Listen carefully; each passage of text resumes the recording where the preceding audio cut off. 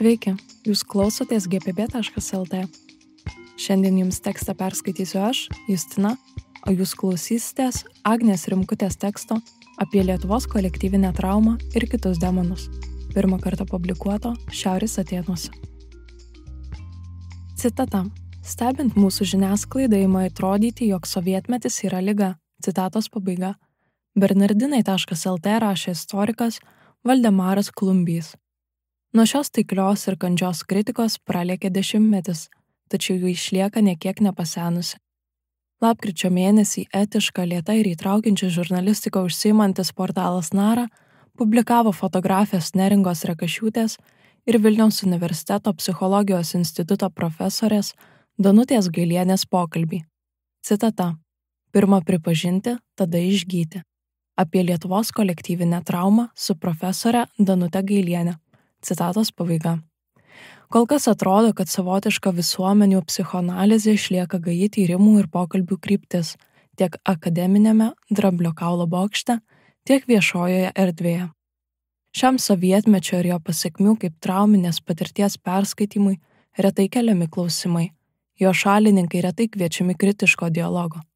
O klausimų galėtų būti daug, pradedant psichologijos sąvokų taikymų kolektyvams, baigiant traumos naratyvų santykius su istorijos, sociologijos ar ekonomikos tyrimais. Tačiau šįkart trumpam priimkime kolektyvinę Lietuvos psichoanalizę tokią, kokia ji yra. Taigi, kas toji kolektyvinė kultūrinė trauma? Interviu teigiama, kad ji prasideda įvykiais iš pagrindų pakeičiančiais visuomenės sanklodą.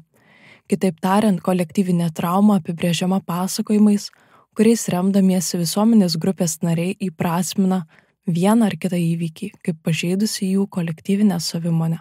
O kur esame traumos, reikia ir terapijos, šiuo atveju tylos apie patirtą smurtą ir žalą nutraukimo, įvykių iškelimo į viešąją erdvę, kalbėjimo apie juos, atminties vietų kūrimo, minėjimų, restitucijos ir reparacijų. Tokia atminties terapija svarbi ne tik savimonės žaizdų užgydymui, harmoningesnio santykio su savo praeitimi ir kolektyviniu savimi atradimui. Jai neišvengiamai priskiriama ir moralinė atsakomybė. Ji tampa kelrodžiu, priimant ateities politinius sprendimus. Taigi, sovietmečio kaip kolektyvinės traumos perskaitymo tikslai atrodo šviesūs, geri ir teisingi. Tokie jie yra tol, kol siekiant vienų gijimo nepaminami kiti, šiandien gyvenantys ir praeitin pamažu grimstantys.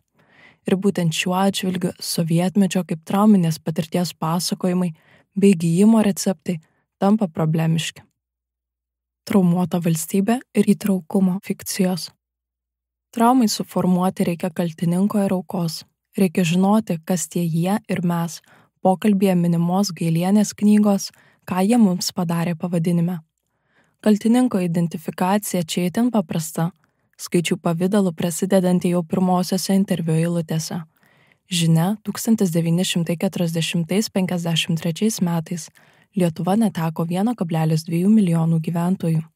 Žinia, jie buvo ištremti, nuteisti mirti, įkalinti, nužudyti politiniais sumetimais, priversti emigruoti.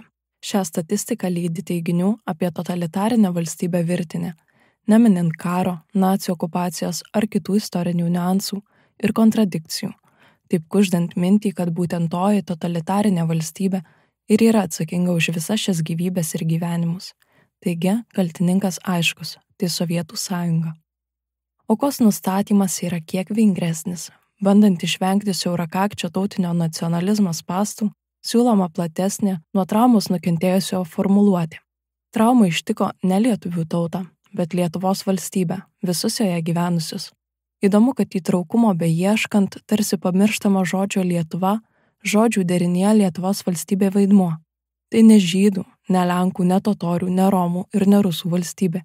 Interviu tėkmėje nepavyksta nusipurtyti įtarimo, kad nepaisant deklaruojamo noro reprezentuoti visus čia gyvenančius, tie mes, turintys atpažinti savo skriaudas, mes, turintys atitaisyti savo klaidas, yra būtent lietuviai. Pastangos atrasti įtraukesnį šiandienos politinės tendencijas labiau atliepiantį trauminio naratyvo variantą veda prie idėjos, kad šios traumos kažkuriuo lygmeniu yra tolygios. Tačiau ir išties nesvarbu, kad teksto įžangoje minima bendra statistinė Lietuvos valstybėje nukentėjusiųjų suma įtraukia daug skirtingų tautybių bendruomenių, identitetų ir istorinių įvykių. Į šį skaičių įeina ir 140 tūkstančių pabėgėlių iš Mėmelio ir 200 tūkstančių nužudytų žydų. Potencialiai trauminiai įvykiai ištikę šias grupės yra skirtingi. Tikėtina skirtingos ir jų patirtys, ir jiems priskirtos prasmės, ir gijimo scenarijai. Ir jie kartais konfliktuoja būdais, kurių valstybinės traumos idėja negali aprėpti. Pavyzdys gali būti interviu plėtojama idėja, kad nacių ir komunistų režimai turėtų būti traktuojami kaip vienodai nusikalstami. Kad toks pripažinimas būtų naudingas Lietuvos valstybės traumos pripažinimui. Holokaustą išgyvenusio Nobelio premijos laureato Eli Vieselio suburtos komisijos Holokaustui Rumunijoje įvertinti nuomonę, tokie bandymai subanalintų Holokaustą ir žydų patirtį. Toks bendrasis vardiklis galėtų išspręsti šį gijimo scenarijų konfliktą. Viena šio konflikto šaknų glūdi pačioje kolektyvinės traumos teorijoje. Jie apibrėžiama per konkretaus kolektyvo savivoką. Kiek šį interviu šiandien skaitančių išties jaučia, kad 20-ojo amžiaus perversmai juos traumavo būtent kaip įtraukios, daugiatautės įvairialypės Lietuvos valstybės piliečius. Dar svarbiau, kuo remiantis galima teigti, kad 20-ojo amžiaus katastrofų kontekste žydai ir lietuviai, lenkai ir rusai, Lietuvos komunistai ir nacionalistai, žemdirbiai ir Kauno intelektualai pirmiausia tapatinosi su Lietuvos valstybe ir dėl to prisimena ir patiria šias traumas pirmiausia kaip šios valstybės piliečiai. Ar vis dėlto čia, beieškant progresyvesnio kolektyvinės traumos pasakojimo, istorinės realijos ir patirtys pakeliui yra paaukojamos šiandienos tikslams. Traumos vertėjai ir nuvertintieji. Trauminių pasakojimų apie sovietmetį ir jo pasekmes pretenzijoms į įtraukumą pagalius į ratus vis kiša ir tendencingai konstruojamos moralinės hierarchijos. Šiuo atveju šis procesas prasideda tyrimais, kaip teigiama rodančiais, kad represijas patyrusių šeimų palikuonys yra psichologiškai atsparesni nei šių represijų nepatyrusių. Tokie teiginiai yra radikalūs ir šaukiasi įdėmesnio žvilgsnio į tyrimo anatomiją. Žvilgsnio, kuris dėl proziškų apimties reikalavimų lieka už šios refleksijos ribų. Tačiau šios hipotetinės tendencijos priežastys pateiktos aiškiai, tikinama, kad represijas patyrusių palikuonys atsparesni, nes ištremtos šeimos buvo pačios geriausios, šviesiausios, padoriausios. Šitaip surastos moralinės svarstyklės, kad ir kaip būtų keista, priešpriešina represijas patyrusiuosius ne su SSRS, bet su kitais minėtos Lietuvos valstybės piliečiais. Reduktio ad absurdum, kai kurie jų gal ir neblogi žmonės būtų buvę, jei tik kas būtų juos ištrėmęs. Panašios metaforinio homo sovietikos apibrėžimo atsiduodančios tendencijos iškyla ir bandant paaiškinti posovietinį laikotarpį. Knygos Ką jie mums padarė puslapiuose teigiama, kad pereinamuoju laikotarpiu drastiškai išaugęs mirtingumas bei paplitę destruktyvūs elgesio modeliai taip pat yra glaudžiai susiję su sovietmečio patirtimi. Totalitarizmo transformuoti žmonės nesugebėjo prisitaikyti prie naujų sąlygų. Jie, citata, stokojo iniciatyvos, savarankiškumo, psichologinio atsparumo, todėl į iššūkius, į pokyčių sukeltą stresą daugelis reagavo destruktyviai. Citatos pabaiga. Palyginti su žmonių individualiomis nuostatomis, įgūdžiais ir iniciatyvumu, po SSRS griūties pasirinktiems privatizacijos būdams, šoko terapijai, drastiškai apkarpytai socialinės apsaugos sistemai, suteikiama gana mažai aiškinamojo svorio. Neigiamų 10-ojo dešimtmečio reiškinių priežasčių ir sprendimų linkstama ieškoti komunizmo patirties šešėliuose. Išbandykime alternatyvų scenarijų. Pasaulinės tendencijos rodo, kad daugiausia savižudybių įvyksta žemų ir vidutinių pajamų šalyse. Pasaulio sveikatos organizacijos duomenimis 2016 metais net 79% visų savižudybių pateko į šią kategoriją. Kad 1990 metais ekonominė krizė buvo sunki, žinome ir taip, bet Pasaulio bankas spėjo, kad ji galėjo būti net keletą kartų aštresnė nei legendinė didžioji depresija JAV 1929–33 metais. Pastarąjį dešimtmetį bendrosios medicinos žurnalas The Lancet, kurį šiuo metu dažniau atsiverčiame ieškodami kuo patikimesnės informacijos apie COVID-19, publikuoja studijas, tyrinėjančias ryšius tarp 90 metų transformacijos ir išaugusio ypač vyrų mirtingumo. Ypač įdomi kelių Rusijos industrinių miestų analizė, įtraukusi 14 000 žmonių.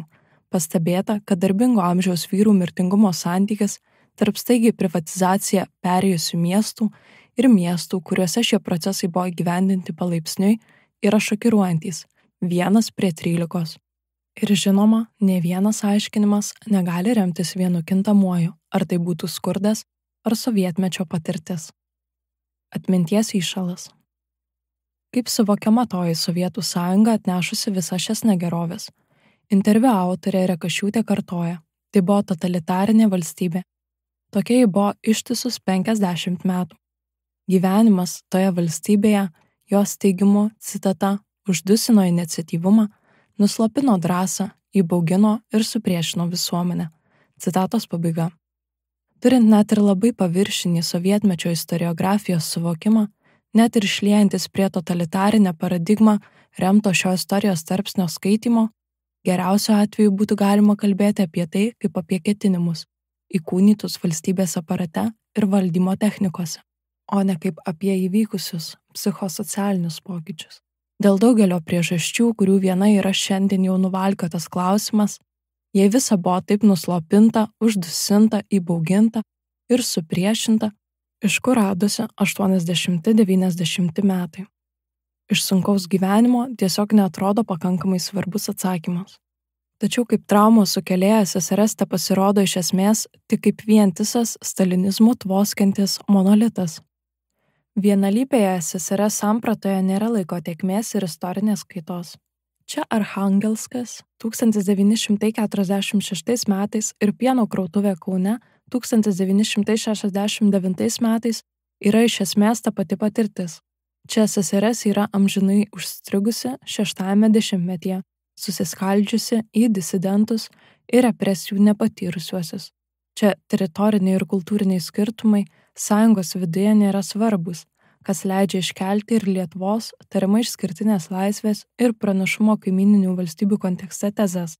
Nes čia nėra svarbu, kad, pavyzdžiui, Ukrainoje kalbos politika buvo daug agresyvesnė nei Lietuvoje, kad Lietuvoje buvo išlaikytas gan stiprus teritorinis ir politinis identitetas, kad Lietuvoje lengvojo ir maisto pramonė buvo išvystytos gerokai aukščiau nei bendras SSRS vidurkis. Čia nereikia ir paaiškinti, kuo jau taip labai skiriasi santvarka Lietuvoje ir Čekoslovakijoje ar Rumunijoje, šiandien ne ką prasčiau besintegravusiuose į laisvą vakarų pasaulį. Sovietų sąjungos kaip lageryje įšalusio inkliuzo supratimas leidžia siekti ir dar vieno, kažkodėl itin geidžiamo tikslo – nacistinių ir komunistinių režimų pripažinimo tolygiais. Lietuvoje genocido muziejų įkūrėm, pripažinom ir pasmerkėm kiek trėmimus, tiek servelato įvairovės stygių. Bet štai tarptautinėje arenoje vis dar jaučiamės nepatenkinti. Nors tiek tokie leidiniai kaip Juodoji komunizmo knyga, tiek ją išreikštas itin aukšto kalibro tyrinėtojų palaikymas liudytų priešingai. Vis dar jaudinamasi, kad nacizmo ir komunizmo lyginimas yra tabu. Šis stiprus noras sulyginti nacizmą ir komunizmą galiausiai atveda prie savo logiškos išvados. Teiginio, kad juk sovietmečio antisemitizmas buvo ne ką mažesnis. Buvo, bet ne ką mažesnis nei kas. Rasinio tyrimo teorijos ir jomis grįstos dujų kameros? Ar visa tai simptomas istorinių interpretacijų, siekiančių iš anksto apibrėžto tikslo gydyti valstybinės traumas? Šiaip ar taip kol kas neatrodo, kad šie sovietmečio kaip traumos pasakojimai remtųsi istoriniu supratimu, siekiančių nuodugnesnio ir detalesnio mūsų praeities supratimo. Liūdnai paradoksalu matyti šį tekstą vienoje progresyviausių žiniasklaidos ir analizės platformų. Paradoksalu, nes šios perspektyvos variaciją lengva įsivaizduoti viename iš politinės dešinės portalų. Liūdna, nes tai rodo, kad viešoje erdvėje brandaus pasakojimo apie neseną istoriją, ar dar geriau keleto jų, dar teks palaukti.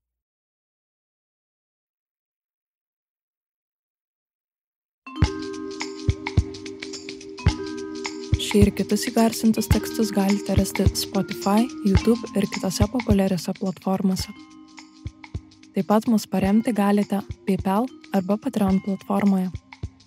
Jūsų parama mums labai svarbi.